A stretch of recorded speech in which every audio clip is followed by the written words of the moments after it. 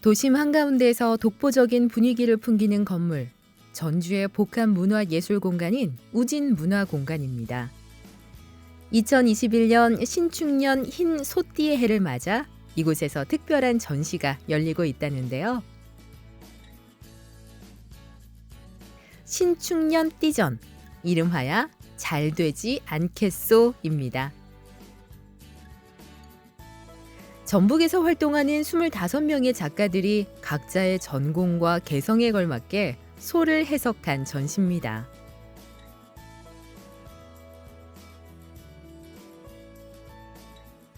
저희 띠전은 지금 해마다 개최를 하고 있는데요. 올해는 하얀 소를 맞이해서 좀 코로나19 때문에 모든 분야에서 지금 힘들어하고 있는데 특히 문화예술 쪽에서도 많은 어려움을 겪고 있습니다. 그러나 그 하얀 소의 힘을 받아서 좀 끈기와 좀 어려움을 이겨낼 수 있는 힘으로 저력을 한번 다시 재도약해보자는 그런 의미에서 전시를 하게 되었습니다. 전통적으로 우리 조상들은 흰 소가 신성한 기운을 지니고 있다고 믿었는데요. 그 의미처럼 코로나19로 지친 우리의 심신에 좋은 기운이 깃들기를 바라는 마음으로 기획된 전시입니다. 소라는 한 가지 동물을 주제로 작가마다 어떻게 해석을 했는지 비교하며 감상하는 재미도 있겠죠. 한국화, 서양화, 그리고 조각 작품까지 총 25점의 작품을 만날 수 있습니다. 우진 청년 작가의 작가 25명이 참여를 하였으며 분야별로는 서양화, 한국화, 조각 25점의 작품이 출품돼서 전시를 하고 있습니다. 소같이 일하고 쥐같이 먹어라는 속담이 있을 정도로 근면함의 대명사인 소. 농경사회였던 과거 우리의 삶과 때려야 뗄 수 없는 동물인데요. 그만큼 각 가정의 희망이기도 했습니다. 자연에서 이 소는 무리를 지어서 물과 비옥한 어떤 양식이 있는 곳으로 이동하듯이 올해 소의 해에도 이런 소의 씩씩하고 어떤 힘찬 그런 기운이 우리가 원하는 것이 있는 곳, 그곳으로 향하게 해주길 바라는 의미에서 향하여라는 제목의 이 작품을 그리게 되었습니다. 그리고 같은 의미에서 작년에 2020년에는 사실 모든 사람들이 삭제하고 싶은 그런 해이기도 하고 그런 해 말고 올해에는 좀 더 힘차고 희망찬 해가 되길 바라는 의미에서 파란색 소떼의 무리를 표현하고 싶었습니다. 그리고 이 그림을 보는 사람들에게 희망적인 메시지를 주고 싶은 마음에서 작품에 이런 이미지를 담아 보았습니다. 인간에게 아낌없이 주는 동물 소. 그래서 소는 하품밖에 버릴 게 없다는 말이 있을 정도인데요. 농기계들이 나오며 소의 가치는 예전보다 줄었지만 여전히 고기와 우유 그리고 가죽까지 우리 곁에서 다양한 모습으로 존재합니다. 그리고 이번 전시에서는 소의 쓰임을 비롯해 우리 관념 속 소의 모습을 풀어낸 다양한 작품들을 만날 수 있습니다. 이 띠전을 준비하면서 이 작품을 좀 한번 내용을 깊이 새겨볼 때 사람이 살아가면서 각자의 자리에서 자기 역할을 다 하고 충실하게 살아갈 때 이 사회가 건강해지지 않겠느냐라는 생각을 하게 됐어요. 그래서 작품은 나도 사 먹어라는 능청스러운 소의 모습을 표현한 거지만 그 작품이 담고 있는 내용은 그 각자의 자리에서 자기 역할을 다 하면서 충실하게 성실하게 살아가자라는 메시지를 전달하고 싶었습니다. 부지런하고 성실한 동물로 우직한 이미지를 대표하는가 하면 사람과 함께 농사를 짓는 든든한 동지, 또 재산 목록 1호로 손꼽히기도 했던 소. 오랜 세월 우리 삶 속에서 공존해온 친근한 동물 소를 다양한 시선으로 만날 수 있는 전시입니다. 이 작품은 제가 출품한 자연 경계의 작품입니다. 그래서 하얀 소를 주제로 했고요. 어떤 꽃과 새, 고동, 나비를 소재로 해서 어떤 자연에서 일어나는 스토리를 가지고 작품을 했는데요. 어떤 모두 우주의 어떤 자연의 모든 합의를 통해서 모두 평화롭고 또 새로운 희망을 가졌으면 하는 그런 의미로 해서 작품을 하게 되었습니다.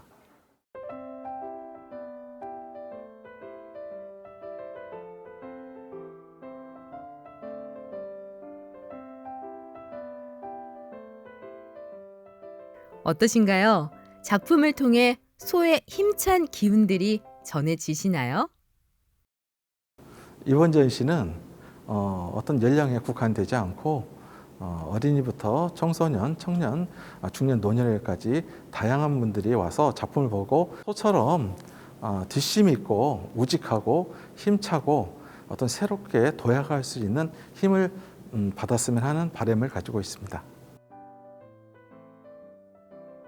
우직함과 근면 성실함의 상징인 동물 소, 소와 관련한 전시 보면서요. 소의 모습을 본받아 올 한 해 생활하다 보면 분명 지난해보단 더욱 힘차게 재도약할 수 있지 않을까요? 그 희망을 품어보면서 기획전의 부제처럼 올 한 해 누구나 잘 되지 않겠소? 외쳐봅니다. 부안군 작은 시골 마을. 이곳에 청년 농부가 둥지를 틀었습니다.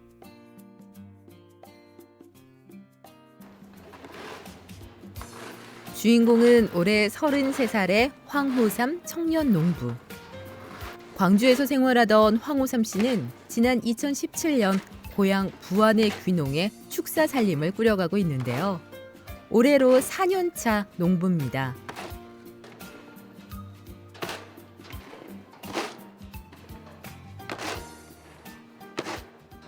여기 지금 여기서부터는 그 거새우에서도 이제 그 좀 나이 든 거새우들, 그리고 이쪽부터는 좀 그 송아지에서 그 거세를 이제 막 한 친구들이에요.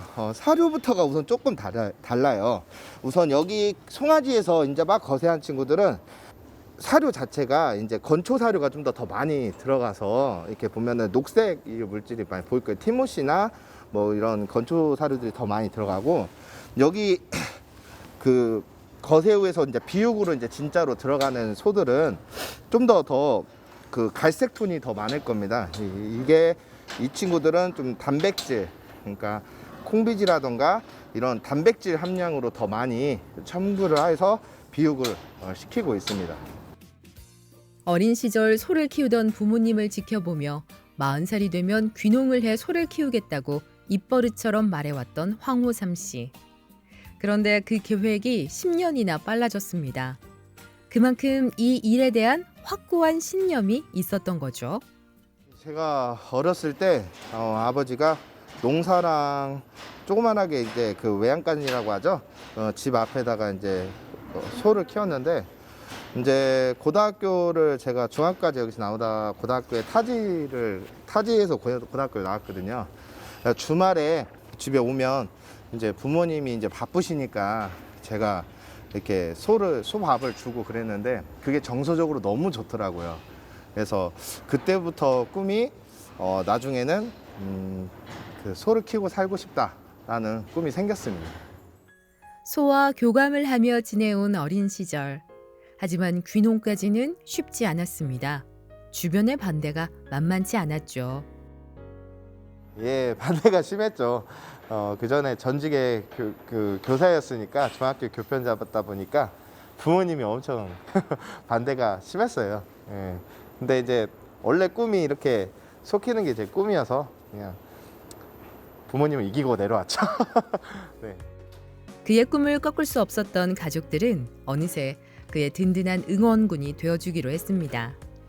차곡차곡 교사 월급을 모아 한 마리, 두 마리, 귀농 전 11마리의 소를 샀고, 그 역시 가족들의 도움이 컸습니다.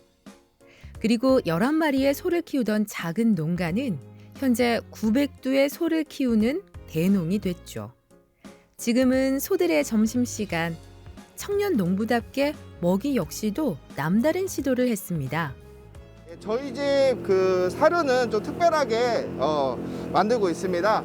우선 새만금에서 자라나는 갈대와, 그리고 제가 직접 농사지은 그 볏짚을 조사료를 사용을 하고 있고요. 그리고 제가 농사지면서 나온 쌀을 지역에 있는 주조장에다가 이렇게 팔고 있습니다.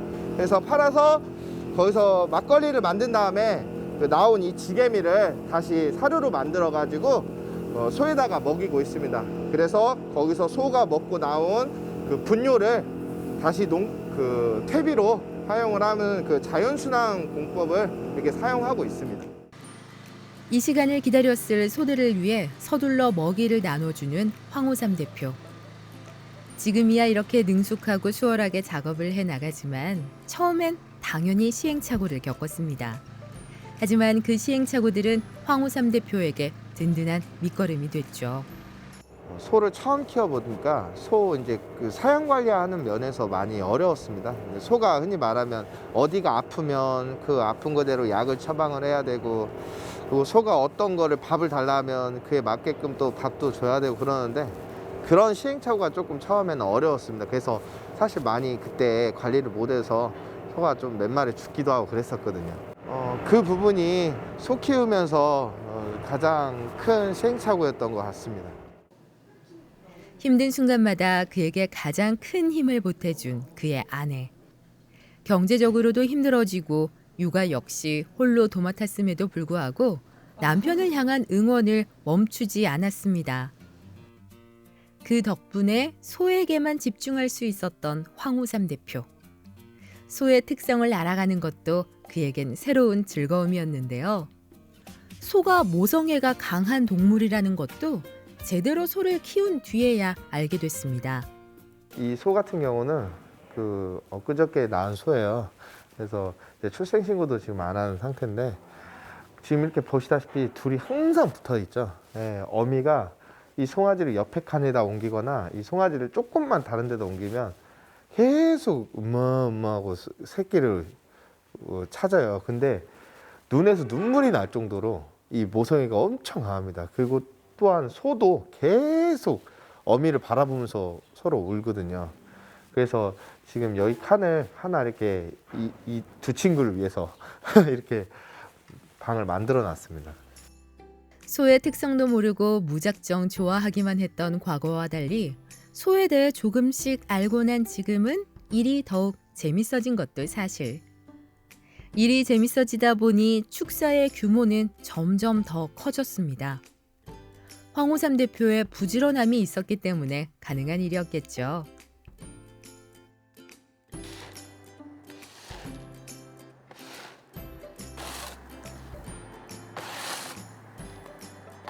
네, 이곳은 지난달에 그 축사 허가를 낸 곳인데요. 여기는 그 유구를 키우고 있는 유구 축사예요.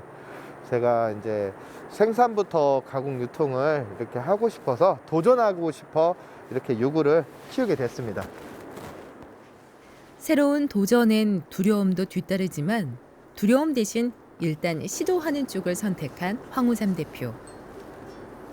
그가 이렇게 도전을 마다하지 않게 된 데는 교사 시절의 생활이 큰 도움이 됐습니다. 학생들에게 늘 도전 정신을 가르쳐왔던 만큼 자신 역시 그 길을 걷기로 한 거죠.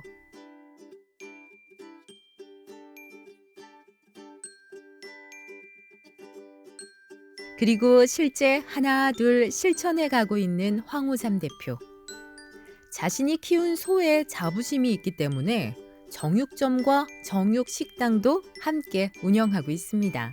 덩어리를 어떻게 잘라드릴까요? 남들이 시도하지 않았던 새로운 메뉴 개발도 주저하지 않죠. 정육점에서 이제 작업을 하고 나오는 스지를 한 2시간 정도 팍 고습니다.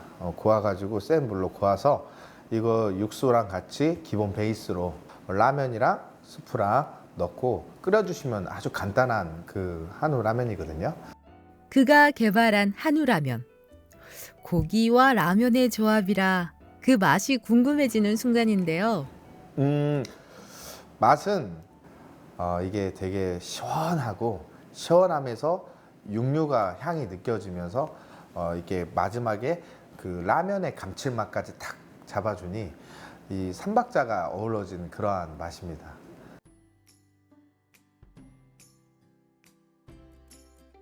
규모가 커질수록 책임감에 그의 어깨 또한 무거워졌습니다. 저에게 소란 우직함을 배우고 싶은 것 같아요. 이렇게 천천히 하나씩 하나씩 꾸준히 발전하고 싶고 농부로서 제 삶을 이렇게 하나씩 하나씩 좀 더 채워 나가고 싶은 그러한 존재죠. 새로운 도전을 멈추지 않는 황호삼 대표. 앞으로도 도전하고 싶은 분야가 있습니다. 네, 건강한 소를 더욱더 이렇게 열심히 키워서 질 좋은 고기를 더 많은 소비자들에게 전달하고 싶은 게 저희 꿈입니다. 그리고 더 나아가서 그 교수로서 이렇게 활동을 해서 이런 창업농이나 후계농들에게 이렇게 가르치고 싶은 게 저희 꿈입니다. 그의 모습에서 축산의 미래가 환하게 그려집니다. 여기 7년째입니다. 저는 한 10년 넘은 것 같고요. 한 40년 다녔습니다. 1960년대에 처음 문을 연 이후 어느덧 60여 년. 기나긴 역사만큼이나 이곳을 다니는 단골 손님들의 세월 역시도 만만치 않은데요. 이곳은 전주 사람들에게는 단순히 배를 채우는 곳일 뿐만 아니라 소중한 추억이 담긴 곳이기도 합니다. 하루에 한 끼는 우족탕으로 식사를 합니다. 일단은 춥잖아요, 오늘 날씨가요. 그래서 따뜻한 국물이 생각나고, 그리고 또 일단 몸보신을 해야 하잖아요. 고기와 또 가장 좋은 거는 면사리가 있다는 거. 그리고 누구나 쉽게 접할 수 있는 보양식이기도 하죠. 전주에서 언제부터 우족탕이 유명했는지 정확히 알 수는 없습니다. 다만 전주에서 소를 많이 키웠고 그 고기를 외지로 판매했다는 사실이 전해지고 있죠. 주요 부위의 고기를 팔고 남은 부속물로 여러 음식을 만들어 먹기 시작한 것이 우족탕의 시작이라는 설도 있습니다. 지금도 금암동 일대에는 몇몇의 우족탕집이 남아 그 명맥을 이어가고 있죠. 아버지의 뒤를 이어 가게를 물려받은 김동우 대표, 그리고 그의 아들까지 3대가 우족탕의 맛을 이어오고 있습니다. 예전부터 전주가 음식의 고장이었고 고객들이라든지 손님들이 와서 드셔보시고 다른 데보다도 더 좀 맛있고 하기 때문에 전주만의 특색 있는 맛이기 때문에 그 맛이 전통적으로 몇십 년씩 흘러가면서 유명해진 거 아닐까요? 김동우 대표는 매일 우족탕의 주 재료인 소의 머리를 넣고 깊은 맛을 우려냅니다. 흔히 우족탕이라 하면 소의 족이 들어간다고 생각하기 쉬운데요. 전주 우족탕은 주재료가 족으로 끓인 탕이 아니기 때문에 족만 들어가지는 않습니다. 이유는 전주 우족탕의 그 족자는 그 쪼개다라는 순수 우리말인 족자이기 때문에 일반 발족자를 쓰는 우족탕하고는 좀 차이가 있어요. 그래서 전주 우족탕은 소의 그런 부산물, 소 머리라든지 그런 부산물들을 쪼개서 끓인 탕이다라고 그런 뜻으로 아시면 될 것 같습니다. 콜라겐과 칼슘이 많아 보양식으로도 그만인 우족탕. 보약을 끓이는 정석으로 푹 고아냅니다.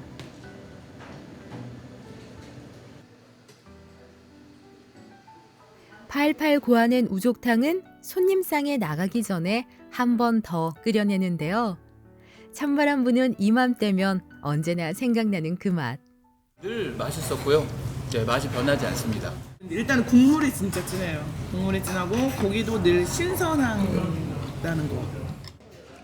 음식에 대한 정성을 손님들도 알아주는 것 같죠. 콜라겐과 필수 아미노산이 풍부해서 면역력 향상과 어른들 기력 회복에 굉장히 좋은 음식입니다. 김 모락모락 우족탕 한 상. 정성 가득한 반찬부터 따로 시키지 않아도 기본으로 맛볼 수 있는 수육까지. 쫀득쫀득 부드러운 고기에 온몸으로 퍼지는 깊고 진한 국물 맛까지 전통의 우족탕입니다. 올해 한 해 바람은 코로나 때문에 다들 자영업자들이든 국민들 모두 다들 힘든데 신축년 한 해 올해는 코로나가 꼭 종식돼서 다시 예전처럼 활기찬 그런 모습으로 생활했으면 좋겠습니다. 뜨끈한 우족탕 한 그릇으로 건강 챙겨보시면 어떨까요?